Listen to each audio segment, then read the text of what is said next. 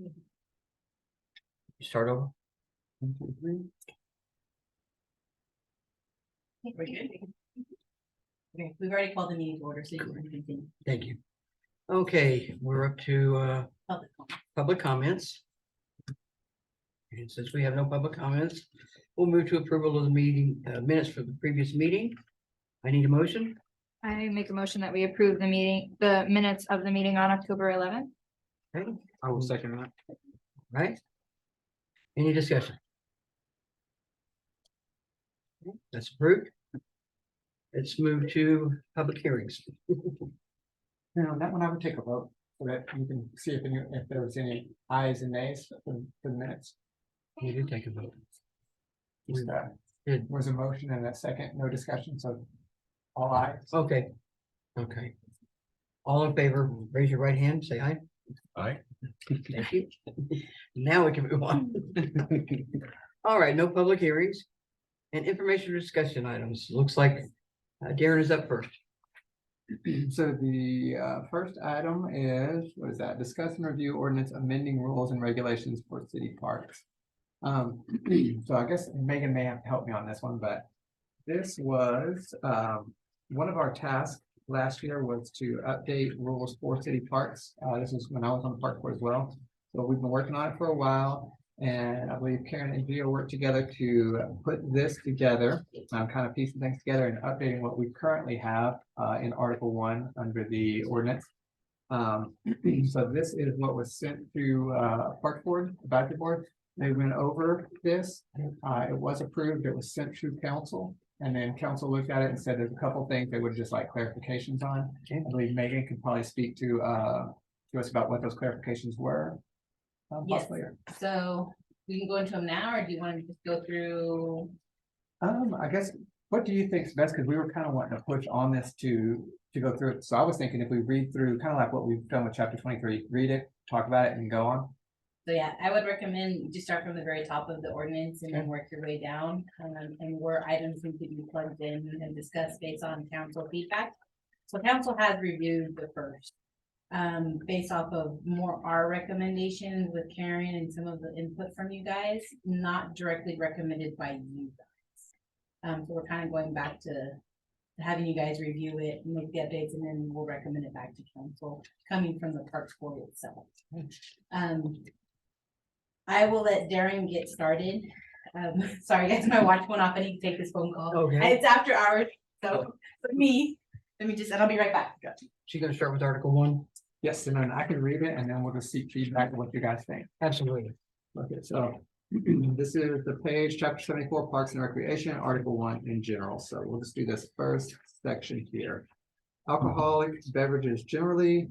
A, definitions. The following words, terms, and phrases when used in this article shall have the meanings ascribed to them in its subsection, except for the context clearly indicates a different meaning. Alcoholic beverages means spirits, wine, beer, ale, or other liquid containing more than 1/2 of 1% alcohol by volume, which is fit for beverage purposes or intended for beverage purposes. B, consumption prohibited in certain areas. No person shall consume any alcoholic beverage while in or upon prohibited areas defined in this section. And C, violation penalty. Any person in violation of the mandates of this section will be prosecuted as criminal trespassers, and if found guilty, may be assessed the maximum fine that by law may be assessed by the municipal court. RC is Wait. different. RC is not that. Ours is sell. Sale. Wrong spot. Shall be unlawful for any person. Let's see if I got my page mixed up. Yeah. He was on page 5. Page 4 of 10. Oh, it's on the back. There you go. That's quite a bit. Y'all want to just then, we can go over A and B right there. Any input on A and B? Well, we had the moms and the ladies come and, you know, they really don't want any alcohol in the park. That's right. Not even by events. So I guess we'll just leave it the same as it is. So same as it's always been. No alcohol has ever been allowed in the park. It's just not been stated.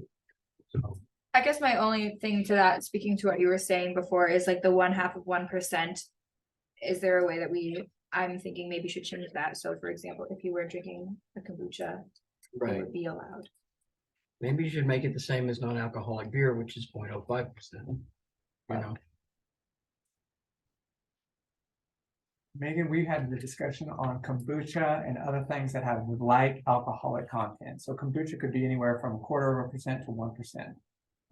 And this is listing it as 0.5%, so 0.5. Any feedback on that as far as why that number has been chosen?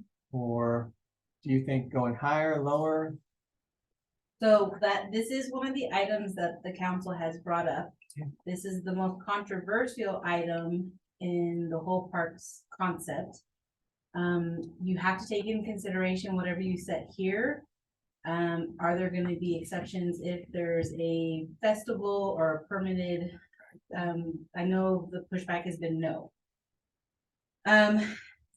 So you have, I don't know if you all both have both copies of the ordinances, the original that's currently in place and the one that was being recommended for change. The one that's being recommended for change removes that percent okay, and specifically just says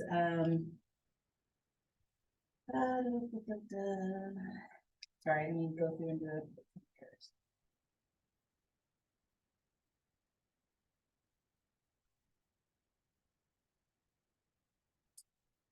Oh, no, he did leave it, I'm sorry. So alcoholic beverages, contain more than 0.5%. So you can change that if you want to say excluding non-alcoholic, beer, wine.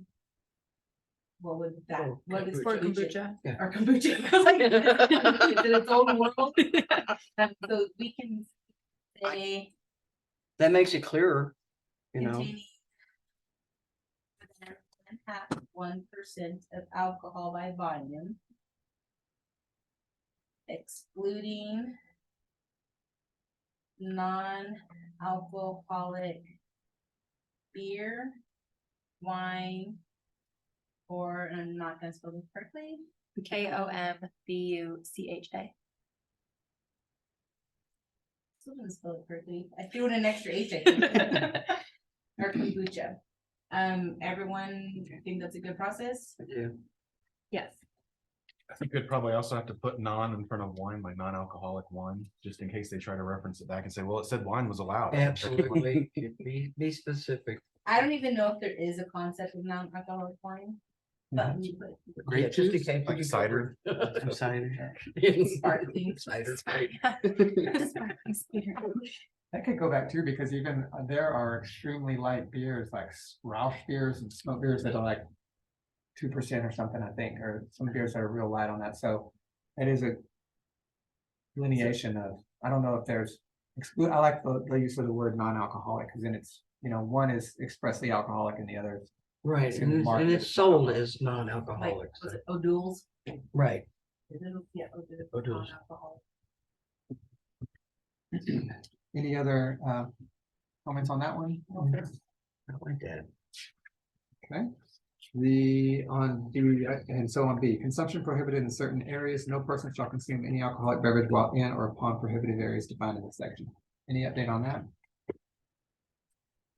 Matter of fact. C, sale, it shall be unlawful for any person, firm, or corporation to sell alcoholic beverages within the boundaries of Coconut and Centennial Parks, including the Coconut Park Athletic Complex within the city.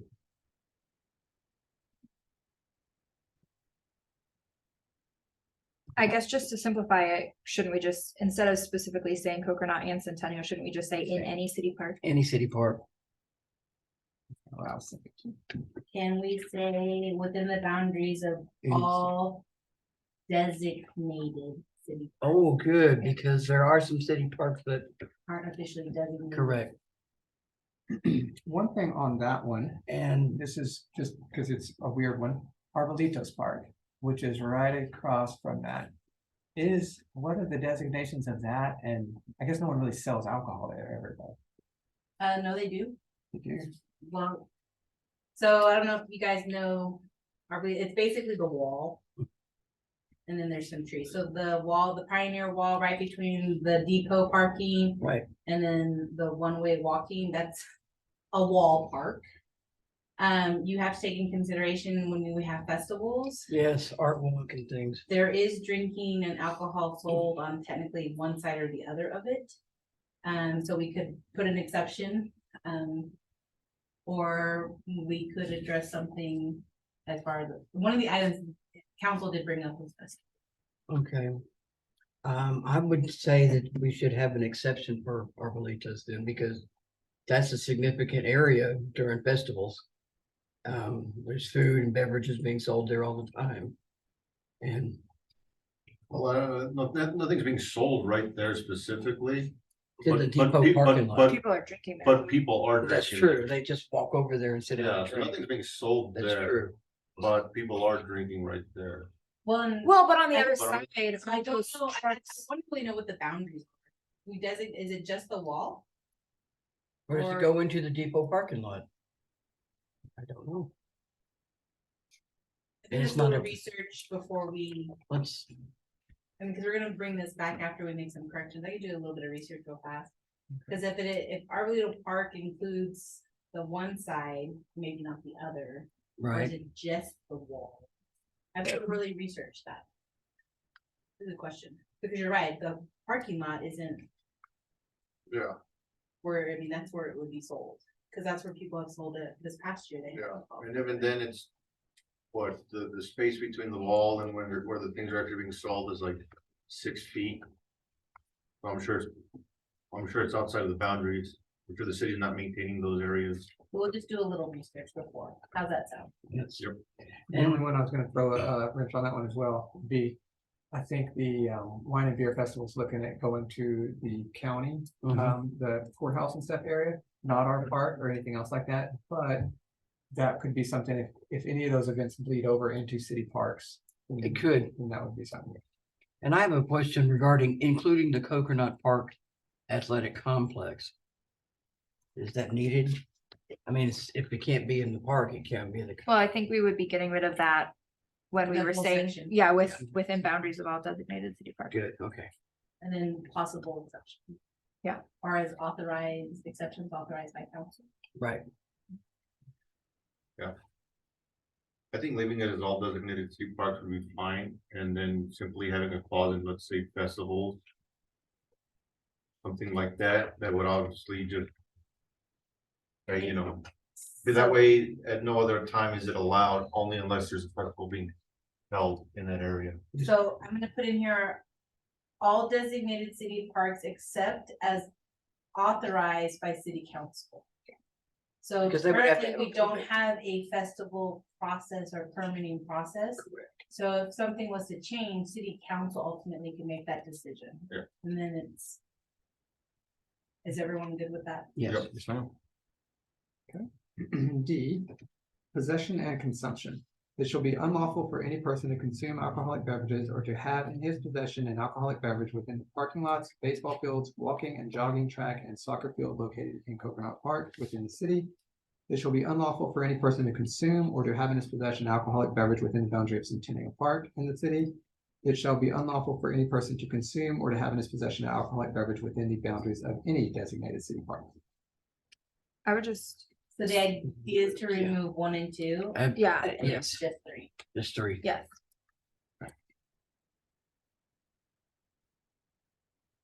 Any more feedback on that one? No, I think that makes it short and simple. E, signs and notices. Signs shall be posted in appropriate locations stating substantially, no alcoholic beverage may be brought into this park or consumed in this park in violation of city ordinances which are strictly enforced. The sign shall be placed in locations to be visible on entering areas where possession or consumption of alcoholic beverages are prohibited. And then back up to that one, I know it says that within the boundaries of any designated city park. But I think we do need to include parking lots, baseball fields, walking and jogging tracks. I think we do need to include that little section. Okay. As part of that. Okay, yeah. because Okay. People could just be. I will sit in the parking lot and open a can while my children go swim. I bet it happens all the time. Tailgating. So just make it, yeah, city parks and all city parks, just, and, We'll just add that last part of number 1 to number 3. right, and then do away with number 2, correct? Yes. Thank you.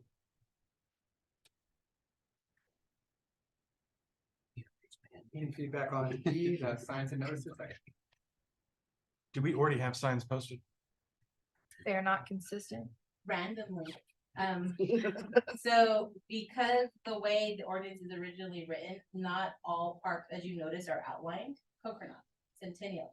But what about American Legion? What about Baines? What about Medina? They're kind of in another section. So as signs have been broken, they haven't all been replaced. So the idea of updating this is to also, and there's money been put aside for this fiscal year, to update all of our signs. Can you speak to how much money has been put aside for the signs? And just to let you know, when we're talking about this in 1978, so all those changes that have occurred since 1978. Right, And so my finance hat ended at 5. okay, good. It's $2,000 to $5,000. I can't remember the exact amount, but there's some money, and then of course it will be a conversation with the Parks Board as far as, I know we have those beautiful wooden signs. Right at Coconut, but there's nothing, no information on there about that. I think we need to probably go more standardized to save some money. I do, And then I know if we do the metal leaf standardized ones, we can I think the term was skin them, where it's basically kind of a The vinyl. vinyl cover. ooh, And then as that goes, we can put a new vinyl on, or if we make updates, it can be, and then you're not having that full blown initial cost. that's a good idea, that's a good. The park signs are beautiful with the wooden and carved and etched, Right. but I'm You not just- sure I know anyone who can do that. Just put the little sign next to that, you know? Let's put it right in front. But you know, the other one, like, the one at Centennial has the city seal on it. And then the band across it says American Legion Park. And then the hours, and then you go over to Baines Park, it has the same kind of sign with different hours. You go to same, so it would be nice to standardize. When I say, and I like the idea of just putting a skin over them, that's really nice. One thing on this one too, it says, in locations to be visible on entering areas, thinking about Coconut, that could be multiple areas. Yes, 5. Okay, yourself? 5 entrances, right? There's 5 very visible entrances because you can see where people have made Yes, their little trail. First I thought it was deer, but no, No, they're very people. distinguished areas. cool. With those vinyl signs, what I like is we could put a QR code on there. So if you have your cell phone, it takes you right to the ordinances of the park if you have any questions. Or even to the parks reservation page. That's Because it, there that's- are parts of the park that have to be reserved, or the pool hours. There's a lot to do. Excellent. Down there, QR code. Any other? I would say no to that. Somebody could just put another sticker on it, but, Oh, something not appropriate? Oh, a scam or something. yeah, and then you've lost your phone. That's an easy scam to do. I do not think like that. I used to. It's like throwing a USB driver outside. Yeah. You just wait for somebody to pick it up. So anything with a QR code like that in public spaces. Tempting people to scan, somebody could just come up, put a new sticker over it. And then you don't even know that your phone is hacked. I guess we could put a little line at the bottom, said for more information. Oh, yeah, we definitely. Yeah. I mean, you could just put the website. We yeah. put That's everywhere. correct. on The the website website. down there. And honestly, I try to think more positive about people, but you're absolutely right. I don't do QR codes anyway, so. I'm very I don't either. old school. Any other feedback on that one? Or No, I like that. Section 74(2), playing of golf and other dangerous sports in certain city parks. A, application, this section shall not apply to the Alpine Municipal Golf Course operated by the Alpine Country Club. And why would that be? No, I'm kidding. So nothing on that one? No, B, prohibited signs to be posted. It shall be unlawful for any person to practice, hit golf balls, or play golf in. They're removing the Coconut Centennial Park section, so play golf in any designated park located within the city. It shall be further be unlawful for any person to carry on any activity for which the park was not specifically designed, and the performance of which would constitute a hazard to the health and safety of those lawfully using the park facilities. Signs shall be posted in appropriate locations determined by the city council or the city manager, advising citizens of the restricted activities permitted in Coconut Park and Centennial Park. I think that they permanent in Any any designated. designated.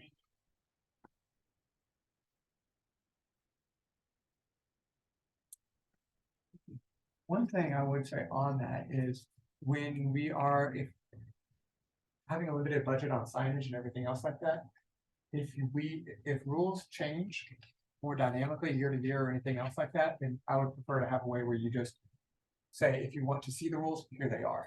As opposed to if you have a sign and it's there statically forever, then we say no alcohol, no golf, and 2 years from now, we're accepting golf. Then you're getting all new signage at that point. So something, some way where that could point and say, you can dynamically change it on the website or whatever else your rules, a lot easier than the actual physical signage. And the golf is so specific, we can come up with multiple dangerous things to be doing in the park and not, I mean, we can just clear this out and say, in general, dangerous activities that, Right, you don't have to list lawn darts or anything like that. Then any other thing on that? Are we leaving this then? This is just strictly for golf. So we're not changing that. Why was this one specifically brought up? Was it an issue? Yes. Because you have the golf course and you So have Coconut and they're so close and they're so large. It was real easy for people, get a bucket of balls and I don't wanna go pay, because remember you have to have, at the time you had to have a membership with the country club. Well, I don't wanna have a membership with the country club, but I wanna, get around the balls, and so it was kind of a middle ground. Use the country club, but not Coconut.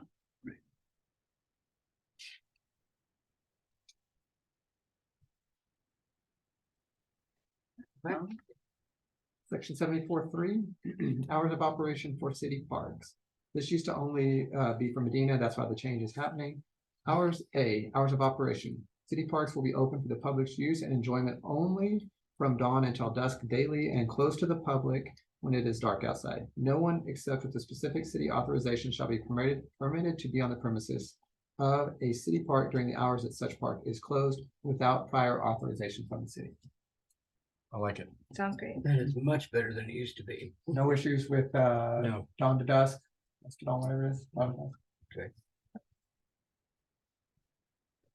And then just to throw that into, people can rent the pavilion, pavilion, exactly, I think it's Coda, and that was one that was gonna go till 9, so it might go past dusk. But that's why they added in without prior authorization from the city. right, since you have to have a permit for that. And the Dark Skies Initiative, Coconut Park is a good location for night sky viewing, It is. and so that would be authorized. Would they have to get permitting or anything for that? Like, So ideally, the permitting would basically be the rental Like- currently of the pavilion. Right. But like I said, one of the items up for discussion really is festivals, festivities, things that could go on. And that's starting to be a big thing now with lots of parks. I know Jaren and I talked about it, it really is a big push for, it's another beautiful asset the city has. Why not have it where people could utilize it and, host a festivity or a festival or Right. something. Excellent. Stop me if I ever get ahead and you still got something to say. Do not be shy. B, alcoholics, so this whole section was removed. Right. Any reason to keep that section in there? It probably No, I not think even- we covered it in the other. Are you all happy? Yes. All right, C, which would become B then, violation penalty. Any person in violation of the mandates of this section will be prosecuted as criminal trespassers, and if found guilty, may be assessed the maximum fine that by law may be assessed by the municipal court. That's if you're there at the park outside of the hours without a reservation. Correct. I think that's good. No changes? Okay. Section 74.4, the Advanced Park, remove use of park facilities generally. All right, so that removes all the hours of operation there. Any reason to keep that? Y'all are happy moving it? Yes. Get rid of it. Okay. A park facility is generally available for public use on a first come, first served basis, subject to a requirement, if any, for a permit, a requirement, if any, to pay an entrance fee, reservation fee, or other fee, a previous reservation.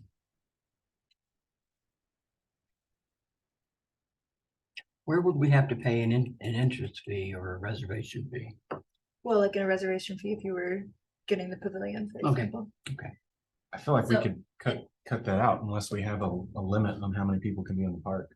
It's also a general item to put in there to open it up for festivities. Yes. And Which we'll be discussing later on. so it kind of was the pre-note to getting it in there, so even if it wasn't fully decided the process, how we were gonna do it, at least there was something in place so that if I wanted to host the first annual bee committee party or whatever at the park, they could come to City Hall and we would work through them. I like it. So that's saying the public has access after the people that have a permit or reservation or those things. And you do have to understand, the park is reserved for certain activities, and I didn't think about it, Easter egg hunt. Oh, that's true. They do ask for utilization of the park for that, you know, there's no charge currently, there's no real process. But they do ask for us to come in and help them make sure, you know, get to that big clean, that kind of thing. 4th of July, Okay. when we've had festivities out there. So there is a little bit more to it. Earth Day. Yeah, Earth Day, we rotated between the park and between the recycling and Murphy and kind of, It's good with that? Yes. B, a person shall comply with city signs and markers in a park. Pretty simple. Simple. Entrance of use fees. 1, a person may not enter or use a park facility for which an entrance or use fee has been established unless the person has first paid the fee or is otherwise authorized to enter. 2, a person must display an entrance permit or receipt to a city officer or employee on request. Okay. pre-note. All right, events.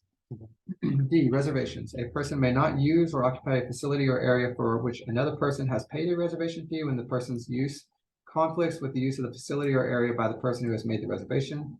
A person must make a reservation in accordance with the established reservation policies by the city. A person must display documentation of a confirmed reservation on request to a city employee charged with the supervision or patrolling of parks. And that one, just so you guys have a little background, is really specific to that facility. Right.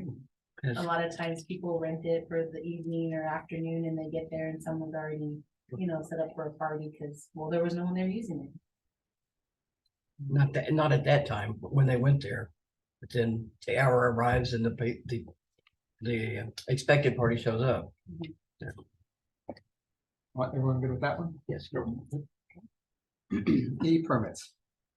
When the city code or approved city council rule requires a person to obtain a permit or written authorization for a use or prohibits a use without a permit or written authorization, the person is required to obtain the permit or authorization prior to use. The person who wishes to apply for a permit or authorization may contact City Hall to reach through designated park and recreation staff members. I guess, Megan, what do people currently require? What requires a permit in a park currently?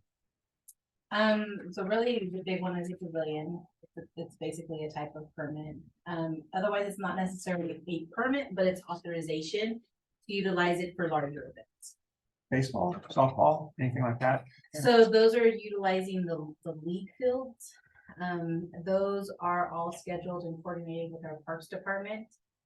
It is a lot of fun if you've ever dealt with Little League. And so that's done prior to everything else.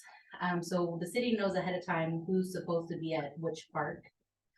We have had conflicting where someone decided to go practice on a field that wasn't dedicated to them to practice on. And our staff and law enforcement does sometimes. But that isn't necessarily a permit, it's the authorization. It's the permits only for the pavilion, right? Yes. Would that authorization still come with some form of receipt to show law enforcement? Yes, so we have a documented schedule and so they work back with us. So if you were saying, hey, my team's supposed to practice here, it's for the Little League, blah, blah, blah, blah. Our staff would be the first one to get contacted and we'd be like, well, actually, no, it's supposed to be, or vice versa. So we have all that documented. And it's an actual, we have a team meeting before every season. So all of those who do Little League or the softball or the different varieties, we actually have a sit down meeting and work through all that. So everyone. And it's on a calendar on our website. Like that. That's true. I was gonna say, wait a minute, there's a calendar. That's true. Any questions on permits or changes? Then F, restricted uses. Person may not use a quarter field designed for a specific sport for another sport unless the alternative use is permitted by the city manager or the city manager designee. For example, a person may not use a tennis court for lacrosse or a baseball field for soccer. Makes sense. That's good. Occupancy limit. The city may establish and post a maximum occupancy for any park area or facility. The person may not enter or remain in an area or facility for which the city has established an occupancy limit when the person's entrance will have the effect of exceeding the established occupancy limit. Compliance with this rule does not eliminate any additional requirements that may be imposed by the city code or city rules regarding an event on city property. Confused with that? Is this something we're gonna end up posting? Or is it the ability to post? This is to kind of like, it's a prenup for festivals. Right. So if we have a large festival come in, there are what are considered like mass gathering permits that can be regulated. So this would be kind of the prenup to it. And currently, there are no occupancy limits in any park. All good? Good. H, closed areas. The city manager or the city manager designee may close a park area or facility to public entry or otherwise restrict use until the area or facility can be made available for public use. If practicable, the designee shall post notice of a closed area. A person may not enter a closed or restricted area. A person may not enter an area closed due to flooding, toppled trees, or debris, or which is otherwise closed due to health or safety issues. Good. One question I had, Megan, is number 2 says designee shall post notice of a closed area. A person may not enter a closed or restricted area. Is there a reason to come back in and put in flooding, toppled trees, or debris? So the city can close a park if we're doing any type of herbicide treatments. And so that wouldn't be One of those. those items. Common sense is if there's a bunch of debris, you wouldn't go into a park. But some people like to go in to see what's going on.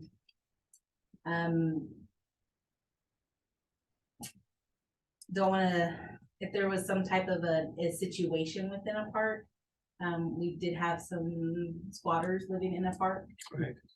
We would close it off to address that situation before allowing. We've been very fortunate that they willingly left. Yes. So number 3, you do like that it does list the specific instances of what could. I think that's just kind of the common box check. It's common sense. If the park's flooded, I don't suggest you try to go walk through it. Any other comments? Is there anything in regards to how long it can be closed? Like, do they have to get something fixed within a certain time limit or things like that? I think it'd be best just left like that, because putting any sort of time limit on it would just Too mean much pressure. Right. what's too much pressure. And let's say there's certain parts you can't pick up unless somebody went to Dallas to pick up. And you would be in a sense demanding somebody to drive one day to go pick up a car. Like, you need to fix this by then. It's like, well, that's unreasonable. So It's the closed. biggest repair that they do on a regular basis is the irrigation system. So if we were to have to take out that system and replace it, I wouldn't be able to say, oh, we're gonna have it fixed in 24 hours. Right. That's it is what it is. Yes. Like that. Section I, special rules for specific park events or facilities or events. The city manager or city manager designee may develop special rules and regulations that address problems specific to a facility or event. Special rules shall be in writing, approved by the city manager or city manager designee, and posted at the facility or provided to a person holding or attending an event. A person shall comply with all special rules and regulations posted at a facility or provided to the person. Keep it. Good. Yes. Good. J, smoking, number 1, a person may not smoke in a park except in a temporary designated smoking area for a special event. Is that known to the public, is my question, because I've seen people smoking there all the time. I find cigarette butts all the time. It is not, and when we put in new signs, it will include no smoking. Excellent. So it's pretty much no smoking is allowed in any owned city facility. Parks are. Well, we remember 2011. What happened east of town at the Rain Science Center? Right about the wrong path. That's true. happened at the same time for you. Yeah, remember that? Yeah. That was because somebody threw a cigarette down in the grass I remember. and then the hills were on fire. And that was one that council had a question on, wasn't it? That, I don't know if they, I can't remember what we were saying about it. Maybe just that. Smoking was one, and I think it's because it hasn't been clearly outlined before. Right. I guess my only question too is if we're saying that it's not allowed, are there gonna be any consequences if people are smoking there? And that's not outlined in this. So should we put some content? Yes. Would that go back to the same consequence as far as like no alcohol? And is That's what I that, was gonna say, I think that would, what we would just reference the.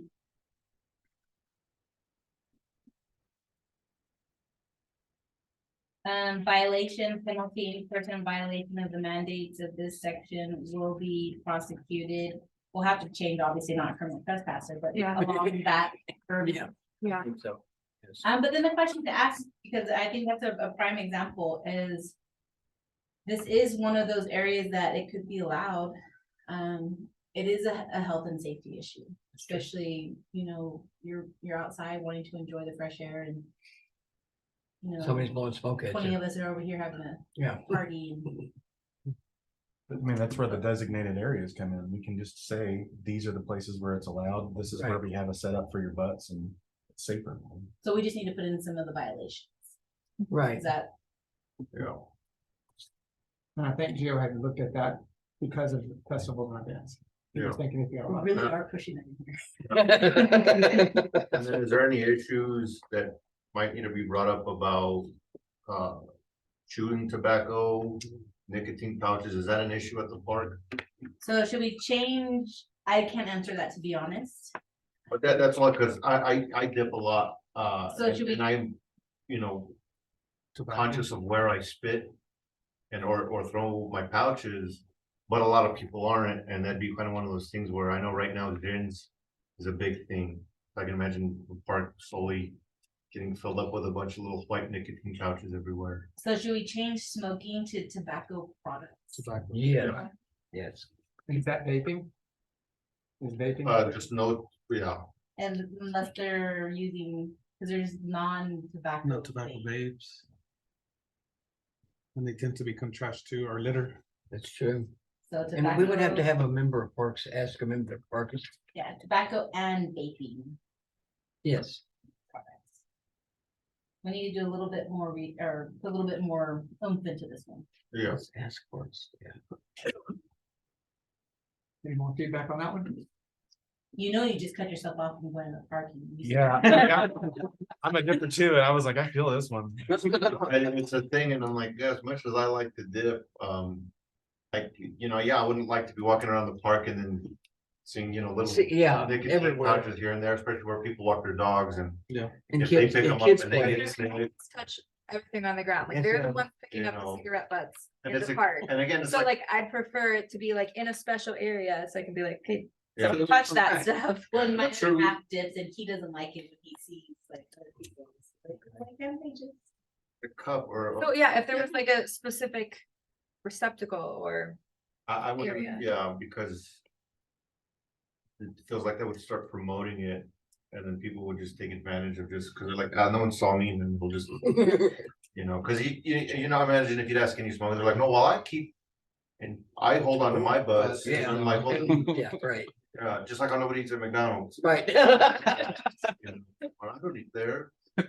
I wonder if we could just, Everybody does. I wonder if we could just make an inclusionary with just littering, like have a violation against littering of. I think maybe the dip, that would probably just get covered in littering then. That would be good. that we may have a littering Yeah. section. Well, I think. well, if there isn't, I think we should include one. I'm not seeing one, so I'm not seeing one either, I so- vote that we should include a littering section. Well, I guess, well, for now, we'll just finish going through this list and, I'll add it so that when it gets presented to you guys again, you'll have a complete update. Yeah. And can make a recommendation to council. yeah, but I, Really trying to push it. yeah, that way we can. finish this.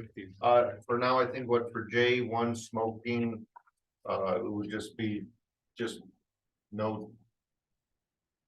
What, just no smoking? No or- smoking in the designated city parks. So With consequences. are we keeping it as smoking, or are we still gonna change it to tobacco? She's gonna change it, but we'll have to go, we'll have to go over it again. We'll update the whole section for you to review, Right. and that way, I'm pretty sure what we come up with will kind of go with whatever you guys just said. And then we'll include a violation section, including littering fees. Yeah. And it might be best to just leave it as smoking then, And then just. because if you have cigarettes on you, you can't really just get in trouble for carrying them. Right, and then put two, J2, what's the littering, you know, abortion. Well, that might be. I by think that would be a chance. Could have separate its own section thing. though. Yeah. Yeah, like So littering would I be its think, own. I think we can just leave that as just no smoking.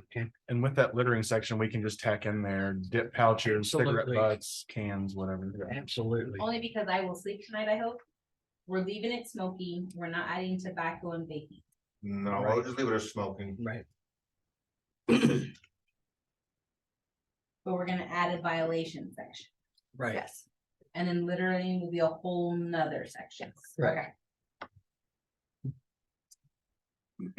Section 74-5, assembly.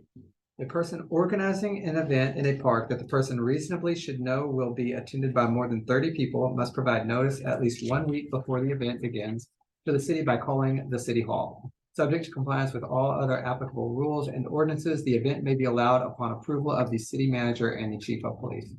This is one that council had questions on.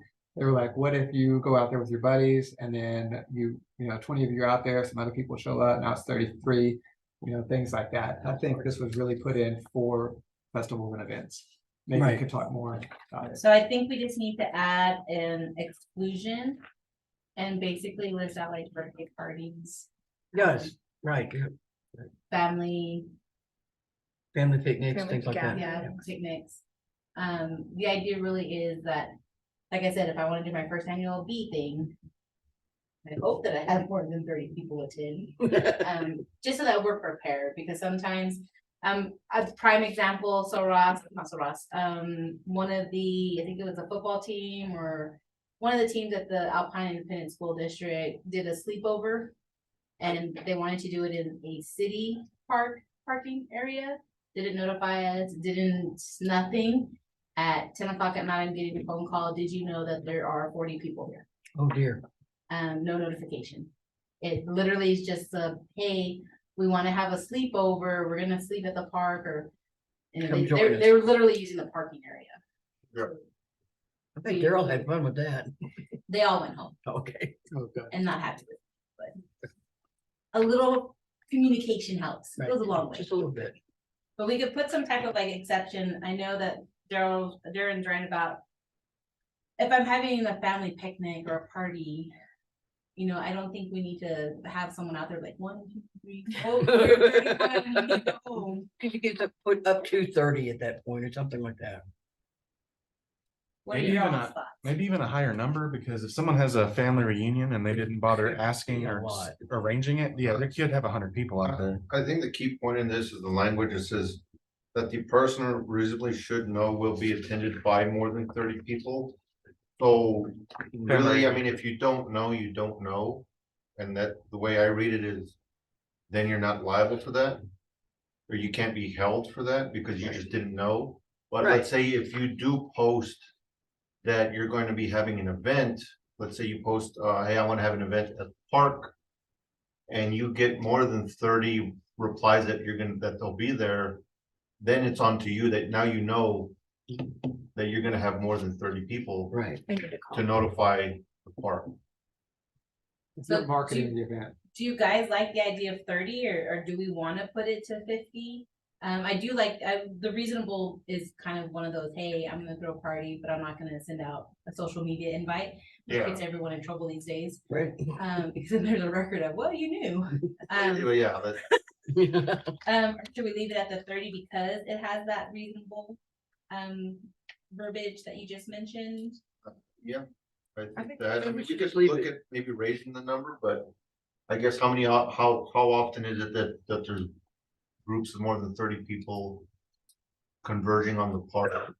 My tenure with the city, any person who's having a family reunion has contacted the city. I was Yeah. gonna say, I feel like if you are having a family reunion with up 50 people, you should be contacting the city.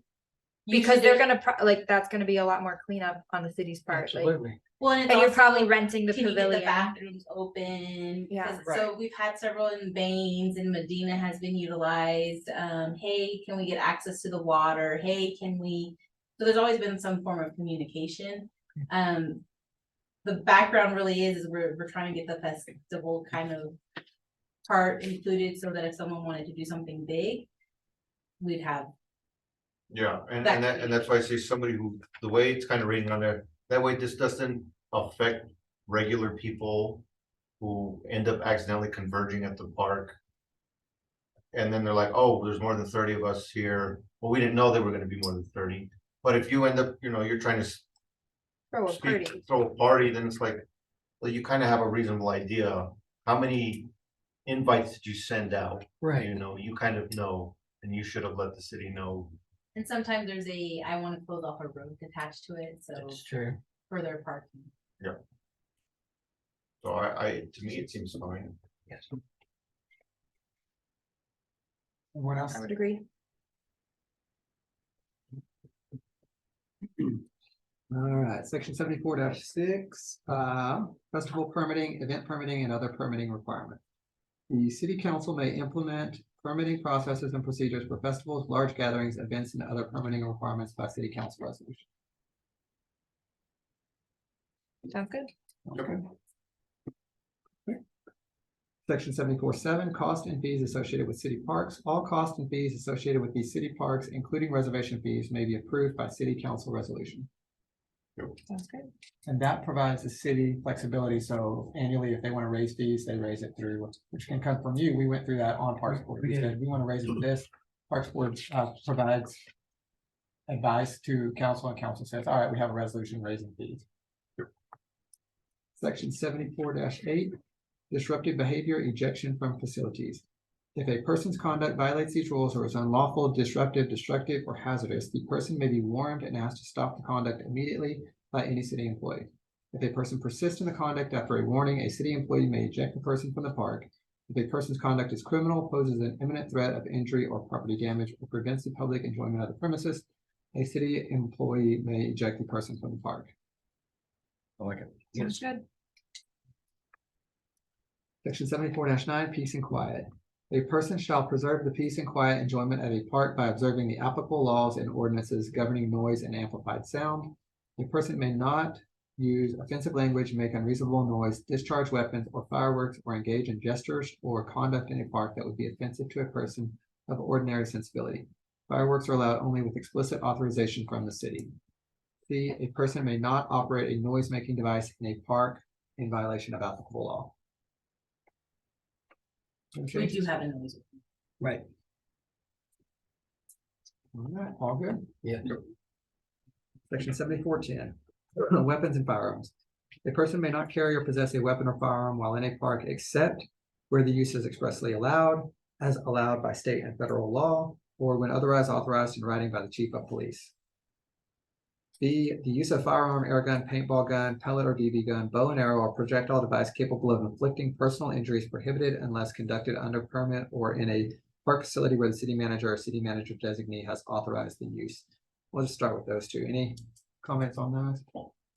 On A, B, as allowed by state and federal law, now that we're open carry, isn't it everywhere is allowed to have either open carry Because or? it's a state law. I think that's questions council had too, is what is legal? Because Texas law will always supersede local law, if I'm not crazy. It does with exceptions. So because we are a home rule city, we are allowed, there are exceptions to what we can accept and not accept, like you can't carry a weapon in city hall or the council chambers. Right. So let me follow up and maybe we can reference that exact exception. Of where the use is expressly allowed. Yeah. Right. Any other questions on that one? No. Any questions about fire, air guns, paintballs, guns, pellet, BB, kids walking around shooting those in the? All right. A person may not display a firearm or other weapon in a park in a manner that the person should reasonably know will alarm or threaten another person. Okay. Any question on that one?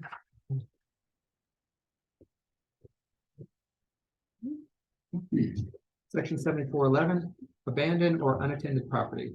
A person may not abandon a vehicle or other personal property in a park. The city may remove, impound, and dispose of abandoned property under applicable law. A person may not leave a vehicle or other property unattended at any park in such a manner as to create a hazardous or unsafe condition. The city may impound the unattended property or move the unattended property to a safe place. Should we add anything in regards to at the expense of the owner?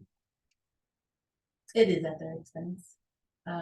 It's But we it's could implied. Because add- usually like in towing signs, you usually have that at owner's expense. I think so. I do like your thinking though, because they could try to argue, well, I mean, you said that you could take it away, but you didn't say that you weren't paying for it. Yeah. Right. Put it on them. So when we impound it, which is what we do 10 out of 10 times, it will be at your expense and state law allows us to do that. Oh, so that's. And covered. yes, it has happened, by the way. A beautiful F-150 black was impounded because it was left at Medina Park. Wow. For how long? It was noticed, I think, for like 2 months. Oh, my goodness.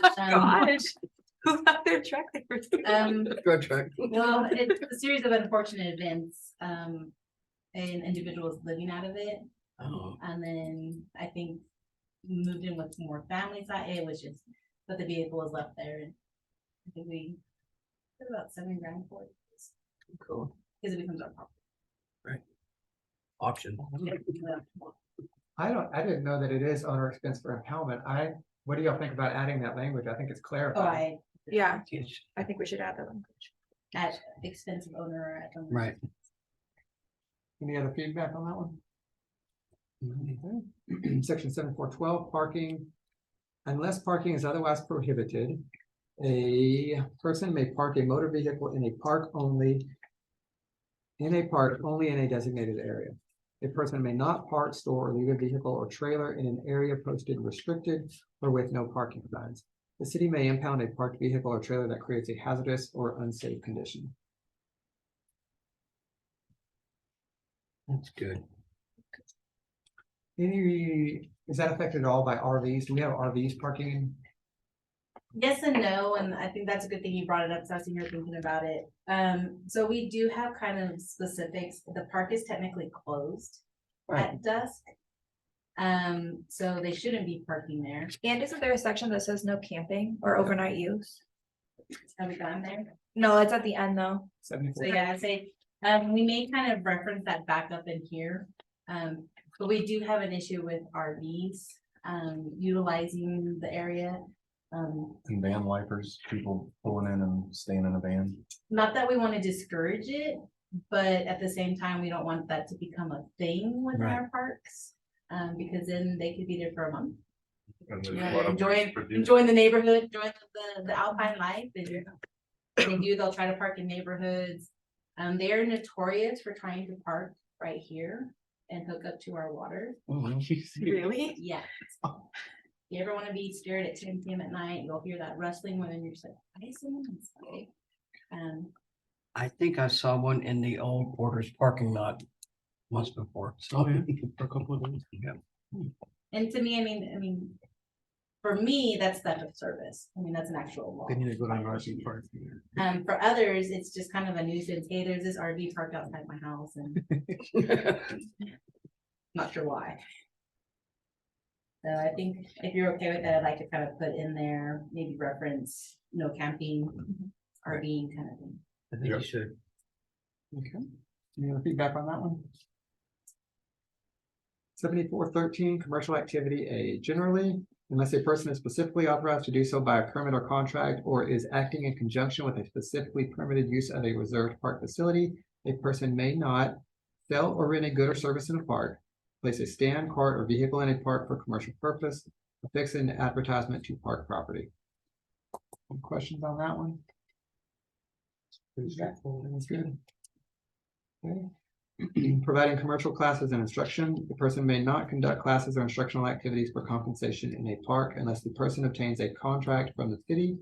The person may not provide a free class or instruction as an inducement or advertisement for a paid class or instruction unless the person has a contract from the city to conduct classes for compensation. No feedback? Yeah, that's good. Sound good. You cannot have goats in the park. No yoga. See, performing artist. A person may perform as an artist or entertainer in a park, but the person may not block a sidewalk or trail or impede pedestrian or vehicular traffic, may not block or impede access to a park, may not perform at a restricted access event without the written permission of the event organizer. And may not juggle potentially hazardous materials or items such as knives, fire, and must comply with all otherwise applicable laws, ordinances, and rules. Any feedback on that one? No, it's very specific. I like Yeah. it. We don't have to add, them making any money off that, right? Because it's already part of the number one. Commercial part? Yeah, it'd be part of the first part. Okay. This is trying to address the different types of, Okay. Performances. Section 7414, animal. A person bringing a pet or other animal into a park shall keep the animal under confinement or direct control. Leads or leashes used to control animals may not be more than 6 feet long. A person who brings a dog into a park may allow the dog to be without a leash in a designated off-leash area, provided that the dog must at all times remain under the person's immediate personal supervision and control. The person who brings a dog into a designated off-leash area must carry a leash in order to restrain the dog should the need arise. Sounds good. That's good. And then just to tie that in, I think last night they were talking about dangerous dogs for the animal advisory. Yes. I think so. That's something they get to deal with. B, a person shall remove waste left by an animal under the person's care and control and shall dispose of the waste only in an appropriate waste receptacle. Right, they have doggy bags at a lot of the parks. A person who brings an animal into a park may not permit the animal to remain unattended or create a disturbance or a hazard. A person may not bring livestock into a park or permit livestock to range at a park, except with the written approval of the city manager or city manager designate. Even if they're ghosts? Okay. E, a person may not ride, drive, lead, or keep a horse at a park except as authorized under a contract or permit. I'll just finish these off. A person may not ride a horse in a park in a dangerous manner. The person may not hitch a horse to a tree, shrub, or structure in a manner that causes damage, or that the person should reasonably know will cause damage. Any clarification on the rest of that section? It sounds like we could just put no horses in the park. Did we ever have horses in the park? so there's been a few concepts with events with like a petting zoo or some of the festivals or things where you have like the horses coming in off of a parade. Yeah. Only in Texas are we gonna. Of course. We don't want to say no horses because a lot of our parades may end up at that like Coconut Park. Right. And so they still have to have the ability to, you know, you're gonna have the horse walk around a little bit, but we don't want them tying it up to a tree and then going and enjoying it. Do they still have that cowboy breakfast with the poetry thing? Yes. And then they probably could have a horse at that point. So the Lone Star Cowboy Poetry Weekends has changed on some of where they host things. So we want to make sure we leave it open as an available area. And then you may just have someone come through town who wants to do a whole, Or show. horse show or, you know, a whole informative process on cattle or, so they'd have to get. Because they can be destructive and they will tear up that grass. And we always want to warn them that if they're gonna have these type of animals in the city park, we do have gopher holes and horses will break legs. For section A and B there, I've heard people complain about those. So basically restraining a dog, keeping a dog on a leash like a leash law. Do we currently have a leash law? Yes, so Yes. the city as a whole has a leash law. Yes. You're actually supposed to keep your leash at all, a dog or even cat on a leash at all times outside of your home or fenced in area. Does it match this 6-foot leash? I don't know if there's an actual leash length in that one. I'll have to verify. And is this an issue as far as waste being found around people not picking up their waste? Oh, yes. That's a Yeah. huge issue. Oh, yeah. I do a lot of running and hiking and stuff, and It's I everywhere. can it's understand all that. over the place. Then does this have teeth? Like when people see this, Trespassing charges right there. and You're done, out of the park forever. It's hard. It's hard because you have to, one, catch them in the act. Right.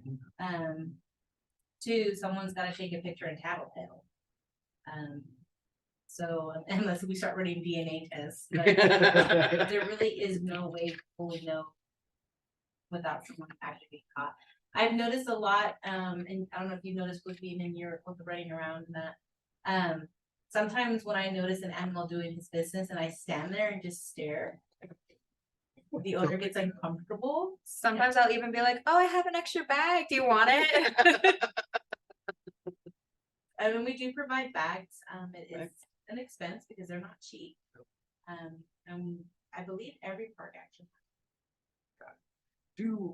In those areas, I wonder if, because we have those bags in certain areas, designated areas, I'm sure, I wonder if those are where the waste is found. Or if, if we find a lot of waste in a certain area, maybe we should put something there to go fix it, but I don't know if it's just completely random where it's all found, or. I mean, it's usually further away from where the actual receptacles and the bag boxes are. I don't think they're letting them do their business right underneath the bag. But Dragging the dog over to the area. even the well-meaning people, you'll hear them say, "Oh, I didn't bring a bag," or "I'm too far away from one. We'll get one up here." So everyone's good with 7414? Section 7415, creation remain. So that would be, Fair and Admission Act cremation to fix that. A person may not disperse or dispose of cremation remains in a park without 13, the written authorization of the city manager or city manager. And put that 13. Yeah. Okay. And then that creation. There we go. Any changes on that outside of the grammar? Yeah, so I'm not in agreement with that one. I would never allow someone to dispose of ashes at the parks. So I don't know how you guys feel about that. I don't think it's necessary. You could go down to Big Ben and do that kind of thing. Okay? I've never heard of anybody wanting to be at Coconut Park. So there are legal requirements on human. That is correct. You cannot just dispose of them how you want. That is to. correct. There is very specific laws on that one. Not so much on animal. My fear is how do you know the difference? And two, I just think it's a little odd, and maybe it's just me, maybe I'm just thinking it's a little morbid. But I would prefer that just not to be allowed. I agree. That's fine. I mean, unless you guys absolutely want the public to have the option to. That's Yeah, just they're another thing bloody you'd have all to over. monitor, Then you'd have to have a place. So we're leaving it in there, but saying it cannot be done. That's correct. Section 7416, firewood and fireworks. We'll just do ABC here. A person may not light, build, or maintain a fire in a park except in a device provided, maintained, and designated for that purpose or is authorized by the city. A portable camp stove or portable barbecue grill of metal construction may be used in a designated campsite or picnic area. During a period of extreme fire hazard, the city manager or city manager designee may prohibit or restrict fires in designated areas. The campsite needs to be removed. Yeah. Because we basically say you can't camp. You're right.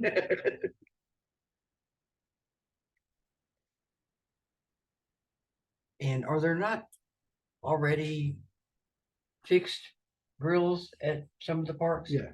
There are, just from personal, I like to use mine because I know how mine works. Exactly. So I mean, mine's just one of those little Right, whatever little, ones. like hibachi things. Yeah. I think some people, when they have barbecues, like family gatherings, they like to use their own. Yes, I agree with that. So they can use portable camp stoves. In designated, are we gonna say designated areas or picnic areas or just in picnic areas? I would just say maybe used in a designated picnic area. Most people aren't gonna set up in the middle of a soccer field, at least I would hope it. I hope not. Any feedback on that one? Like, D. A person may not cut, gather, or collect wood or other combustible material at a park for use as firewood or fuel. A person may not possess or use any kind of fireworks in a city park unless explicitly authorized by the city. Any feedback on those? 7417, camping and overnight use. Camping and overnight use of city parks is strictly prohibited. Done. So there's no RV. So don't add anything about RVs or anything else in there. We could put like this includes. Right, this includes, Reaching out to the parking lot and surrounding areas. Oh, That would yeah, be like the because- parking lots too. Yeah, this Yeah. includes parking areas. That was a clarification at the very start with alcohol. Yeah. So I like that. And you have to drink if you're on the softball field. Okay, guys. So no other feedback on that one? Section 7418 enforcement. Any person, firm, or organization violating any of the provisions of this ordinance shall be deemed guilty of a misdemeanor, and upon conviction thereof shall be fined in a sum not to exceed $500. pretty standard, isn't it? Like, I think the only addition would just be making sure we add in that littering section that we were talking about with right, the smoking.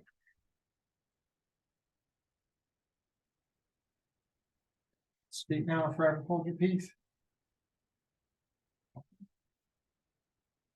Well, that counts, that's that one, so we'll turn it back over to Karen. no, that was good. That was good. Right. Discuss review and amendments to the Parks Task List in Resolution 2022-11-03. And then it goes back to Darren. So what this is, this was a resolution from November 3rd, 2022. That originally tasked the board, Megan and Gio put together a list of tasks for the boards to have a kind of a path, a goal for the year that they would that they could pursue. So these were the 10 that were from that year, 2022 to 2023. Now we're coming back in, and from, I guess, January through October, because it will start again in October. That's the beginning of the fiscal year. So we've got about 8 months, I guess, to see where we're at. I'll go through these real quick, just so for the new members to kind of see, so y'all can see where we were at on a lot of these. A lot of these are big, so we didn't get through the whole thing on them. One is ordinance review. That will basically be going over all the ordinances here. And this is one that the city would really like to see pursued. So that, because you can see, even we just went an hour going through just part of this, clarification on all this. So this is everything else in here, kind of going through these, like bathing mats in the pool, have to shower before you can get in the swimming pool, all those things. So kind of separating that out. We do think that is an important one as far as the ordinance review. We did not really get into that much outside of this. So that one, we're very at the start of that goal. Section 2, park rules, that was Karen. She worked on that quite a bit to kind of clarify. That's where this came out of. So that was Karen working on all this kind of stuff with Gio to see where it is. That one, there is money in the budget that Megan put in there. So when that is in process, I think that one would be a good one to keep, because the money's there in this year's budget. However you guys decide to pursue those park rules, clarify them and get that information out to the public, it could be done in the budget this year. So that's kind of an advisory thing for y'all. Festival and event permitting. Ben Struthers was working on that one. That's a big one to chew, to bite off. That is one that I think would also still be necessary. So these first three, the city also thinks it because they're starting to put in the very first parts of it through the ordinance here. And just for the historical context of that, when we were originally looking at it, we were like, should alcohol be allowed at these events? Because they were looking at it from a perspective of music and other events like that. And a large crowd came out and said they were against alcohol in the parks. I don't think they're against festivals, permitting of festivals in it. They just didn't want alcohol in there in that regard. So that is another one important one. Rental fees. That is, I guess, Megan, can you talk about that one? They're not complete. So what we had asked council to approve was the changes in the rental fee specifically to the pavilion. Right. And also restructuring it to have like a day morning rental and an evening rental. And then we also, by resolution, every year set the pool fees. And those do fluctuate slightly on kind of overall costs of operating the pool. The one item they brought up that we hadn't addressed because the council had just approved the new civic center lease or rental fees. But one of the comments that was brought up was Well, if I rent the Civic Center on Saturday and I can get the key as early as Thursday. But say I want it Monday because I'm gonna have a quinceañera and I want time to basically transform that whole space into my fairyland.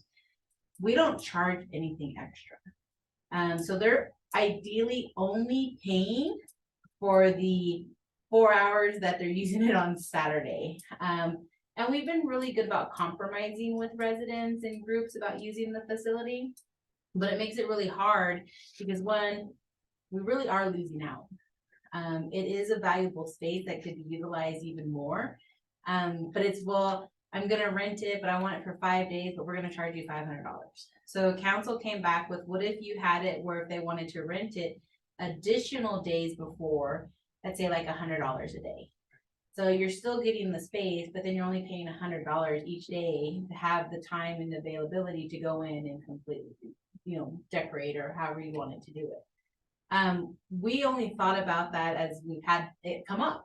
It's not very often that we see someone want it for a greater length of time. And sometimes we've had some conflicting, well, I rented it Wednesday for, say, the football banquet. But then someone's rented it for Saturday, but they want the key Thursday, but the football banquet has Thursday to clean. So if we had a structure in place that allows them to rent it extra, maybe it wouldn't conflict so much with the schedule. There's not really any outline to it. We still have it where it's structured, a regular rental fee and then a nonprofit rental fee and re-examining that. We've done it differently in the past. We've had regular fee, nonprofit, government fee. The other consideration is the deposit. We currently charge $200 for the deposit. And that's covers, and the contract has a long list of things you can't do.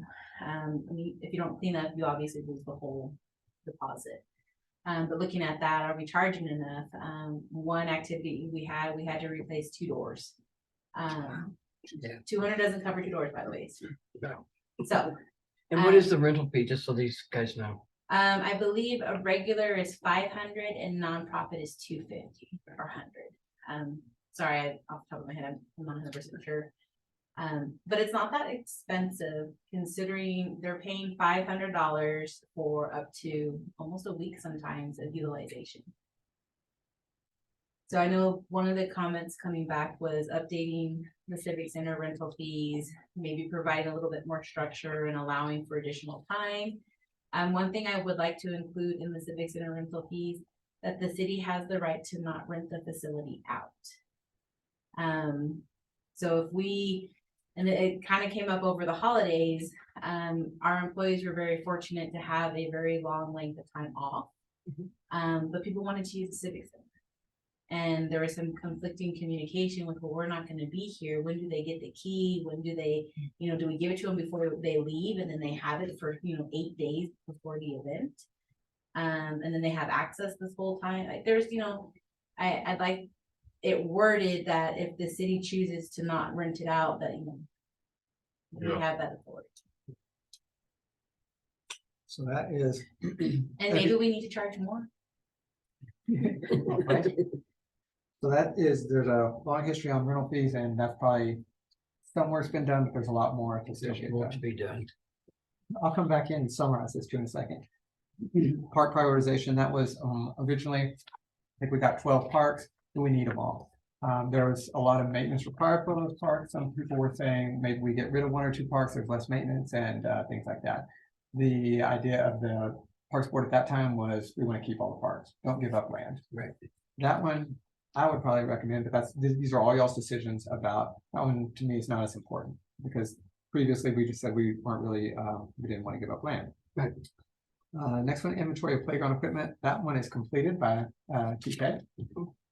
So she got all that done, and that has been given, the information has been given to the city, a lot of painting and things like that, basically smaller projects that the city or volunteers could help with. And we're still planning a theme party. Don't think Theme I did party. about it. I know, I was gonna ask you about it. I can, We had some turnover and some hiccups in the weather, so we're doing a game party. okay.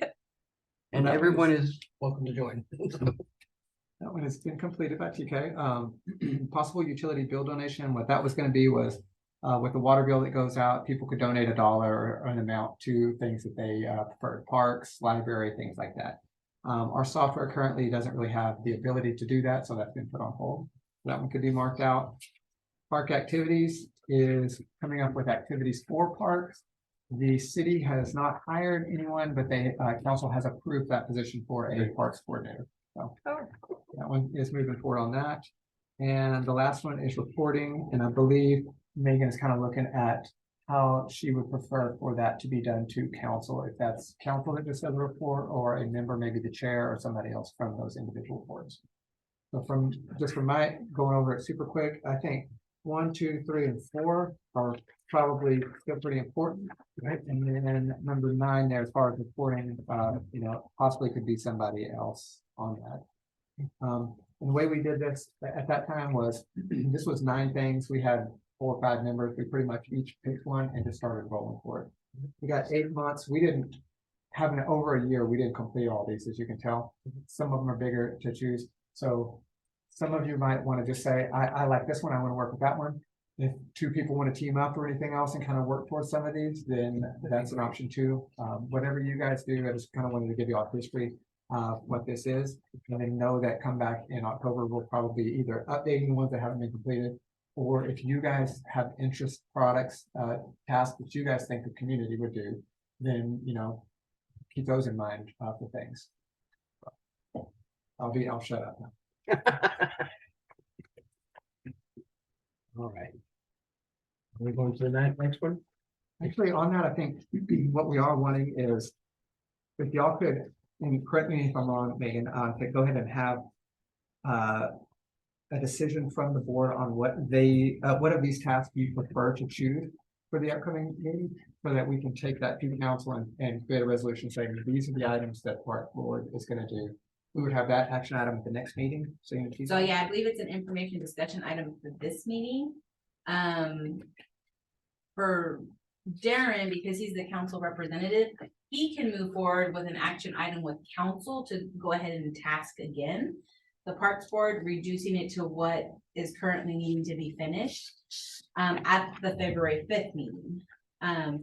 If you wanted to recommend your own tasks, you would have to have it as an action item on your agenda to make that recommendation back to council for tasks.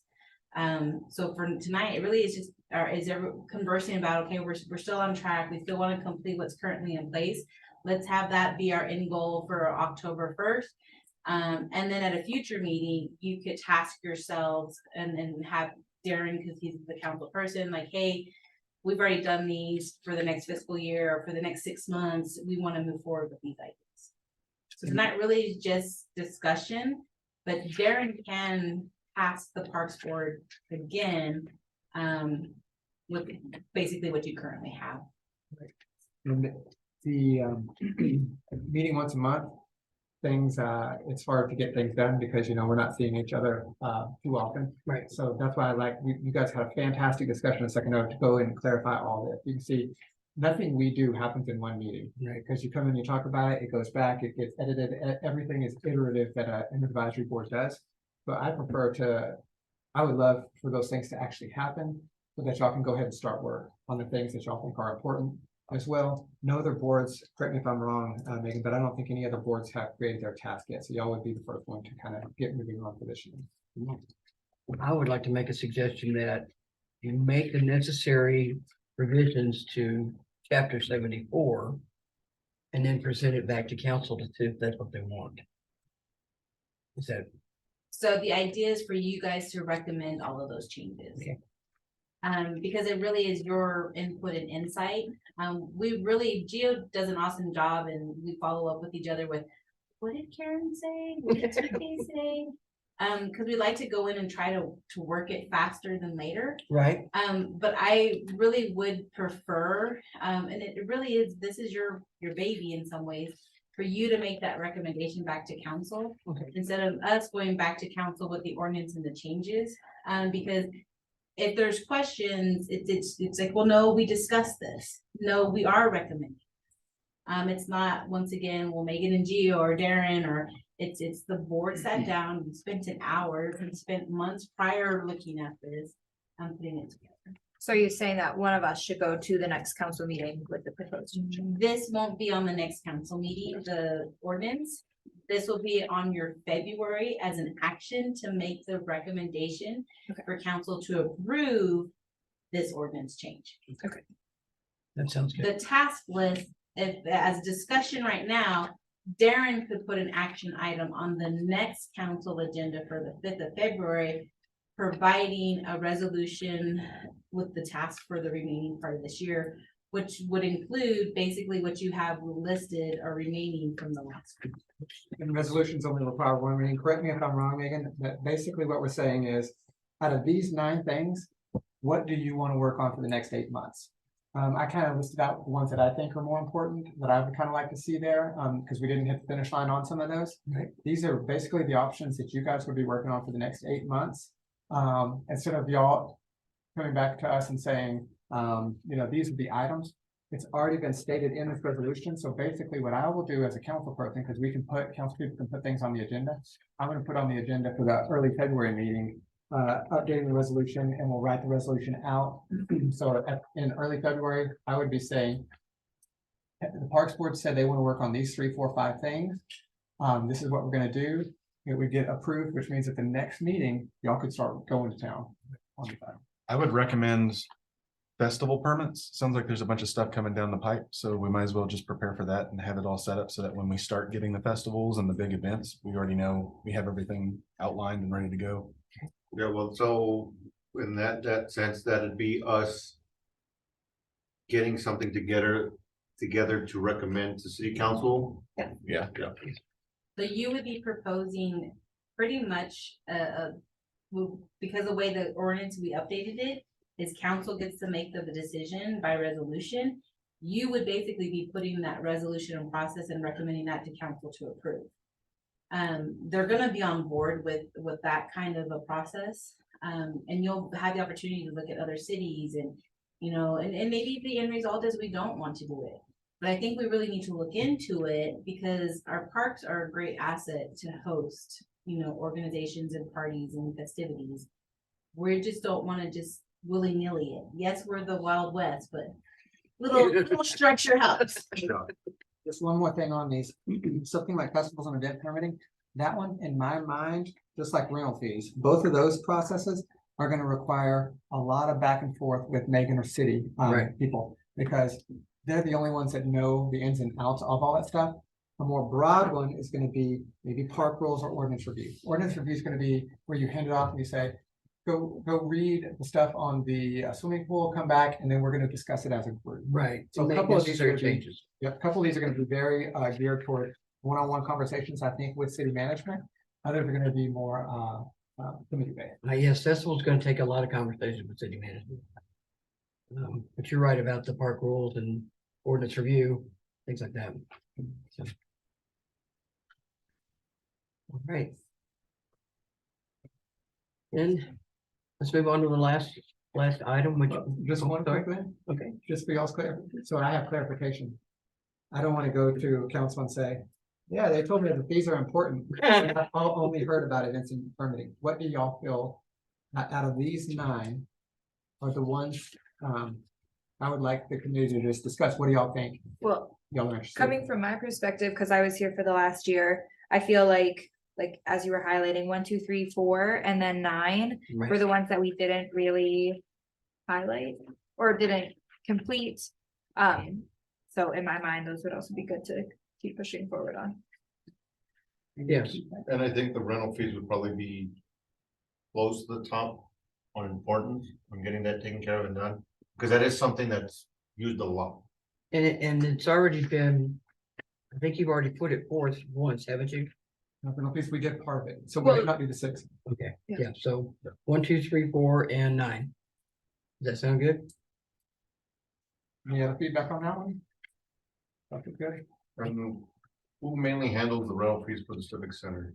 So they're currently processed primarily by the city secretary and his receptionist, which is sitting right there.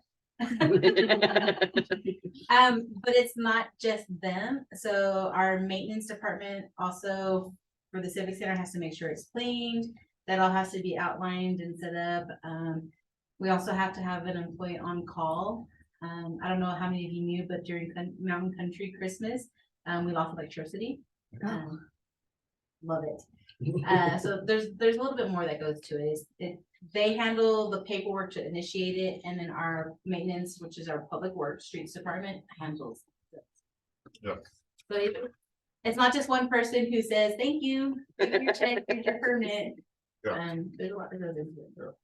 I think that from what it sounds like though, that's very important, that needs to get updated, because it sounds like there's a lot of money being lost, and to me, it sounds like there's a lot of issues with liability as well. Because things are breaking, and I know those metal doors, those can run to, one set can be over $1,000 easily. The deposit won't even cover that, so it doesn't even sound like there's probably language that additional fees may. We tried, I believe there is a little clause that says cost of repair or something like that. But y'all have to remember, they've already walked away when they're done with their event. Right. Yeah. And so this is where I'd prefer to increase the deposit. Only because if they walk away, the city is not typically one to initiate a lawsuit or go after them for another $100. So I'd like to put it in place where if they decide to walk away and not make the repairs or cover that additional expense, that we're not out so much more. Yes, I think that should be added. And I know that there will be some pushback and some feedback and understanding, you're already charging so much. I always like to tell people that you get your deposit back as long as you follow all Absolutely. we're not keeping it. Yep. The one other thing that we've had happen on several occasions is we never get the key back. Yeah, having to buy a new door handle, I think those are $80 to $100. Right. $80 to $120. So the last time, because of the metal doors that we have, we had to bring in the gentleman from Fort Stockton to rekey. Oh, dear. Okay. Because it is harder for us just to up and replace them. So it is kind of concerning when it's like, okay, well, how many keys have we lost this year? And Yeah. last time we rekeyed and those are expenses and they're not cheap. Definitely put some language in there about returning the key. So there is a fee, but I think we charge them $25. Oh, that's not 75. enough. But then at the same time, it's still, there's a key to a public building. Right. Somewhere out there. Yep. And if they're not technically renting the other days, then if they accidentally leave the door open, Which has happened. then it's kind of like, well, nobody's actually renting it that day, so the city's liable on for its own mistake of giving me a key early. So there had to be a lot of language added. I just think it really does need to be, it's beneficial to both the renter and the city. Because it puts in the guidelines that if we say, oh, well, we're gonna take $50 from your deposit, for what? And we're like, oh, well, we didn't like how you cleaned the floor. But if we have it a little bit more structured, and yes, it makes the contract longer, but then there's that agreement. There's like you said, less liability, we're all on the same page. Yeah, I think a longer contract, as long as it's clear, is fine. Not like y'all are renting out to kids, all adults, so. Right. And we're not, 9 out of 10 times, there's not enough really here, and you're on your own.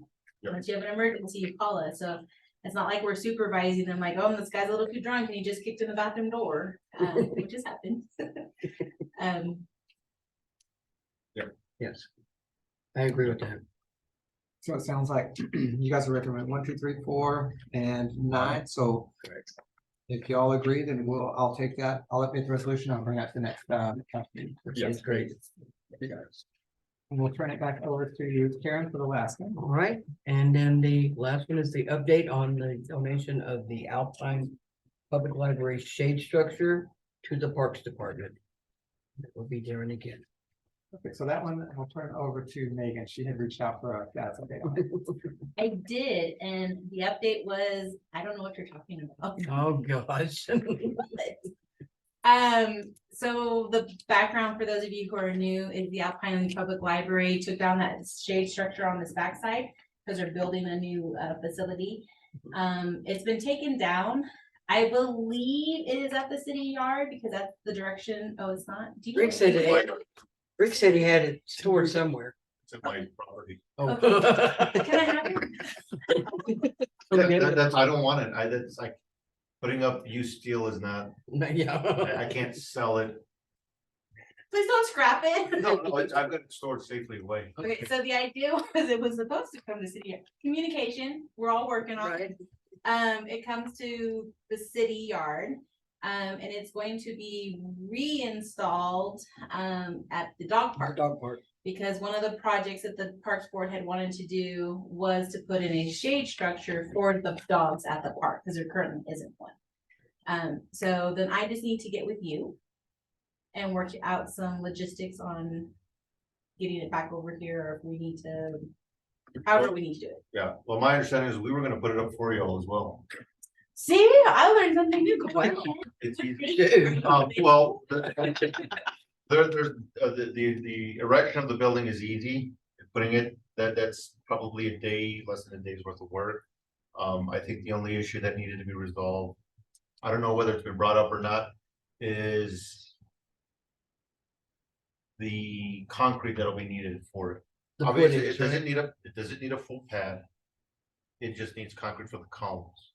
Yeah, none of that has been brought to my attention. Okay. That is an easy fix. Yep. If you have time next week. Yep. We can sit down and discuss, if you don't mind. I'd really like to get it done. I'd like it out of my yard, that way I'm not sitting there going like, don't touch that. It's like, "Oh, That's got somewhere, that's got a home with it. Now, wasn't there some money from those people that had the money for Nopalitos Park, That is $1,000 or kind so? of Big Ben, I don't know if that was Big Ben leadership, somebody, they had about 1,000, so that's a possible thing, and then there's 700 that's been raised from Alpine Humane Society. So So, that, to offset any cost of the footings and all that other kind of stuff, I Right. bet Janine Bishop would be all So I over would say that. we could use the Humane Society's funding to just do the concrete. And Okay. then typically our guys, but if you're willing to install it, I mean, we'll just get you the material. It was something next week, we'll talk about that then. Yeah, so we can set up. So we can just make sure where it needs to go. What needs to be put in place, who's gonna do what specifically. Yes. And then, yeah. Yeah, because I Wow. need it out of my yard. Well, here I am. It's that. It's city yard. What do you mean? It's totally- It's not in the way or anything like that, and it's not something that's pressing for me. but now it's been brought to everyone's attention and you guys can work on. I finding just out. thought it was something that was already, I was like, oh, because I'm busy with other things. Right. And seeing you kind of brought up back, I was like, oh, I thought this was taken care of. So One thing I've learned in 23 years of government. 23 that's what I'm learning in government, these couple months, like a Is meeting a month, I was like, Communication and this is fast. So we'll talk about that next week sometime. yeah, I definitely, I don't want this to fall to the wayside. No. I'm glad that it was brought back to our attention, because honestly, I was thinking it was sitting at city yard and we were just waiting for the parks crew. So when I asked them, they're like, what are you talking about? No, we Like, took, what do you mean it wasn't taken? we took it down, and that's when I talked with Rick and I go, well, see if they want it. So, good, Because excellent. So that's actually a project on your list from 2 years ago. That's right. Community will love that. All right, I think so too. So, and that's good, so. As a last item, I would like to let you know that this is my last meeting for a while. I've got some extensive dental work to get done and I don't know how the appointments will be scheduled or anything like that, and so after it's all done, I hope to come back with a smile. And so, and with less pain, so.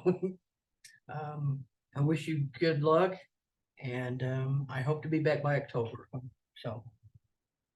And Everyone might know that. so. I will miss this. I'm glad that this is so exciting, having a quorum and actually getting a whole lot of stuff done. And believe me, that was a whole lot of stuff for one meeting in that right TK. So, Yeah. so, with that, I guess we can adjourn the meeting. Sound good? This meeting is adjourned. So just a heads up, you will have to appoint a chair Next week, next meeting. next meeting, I'll be here for that. Chair, a assistant, Vice chair. vice chair and a secretary. I won't show up for that.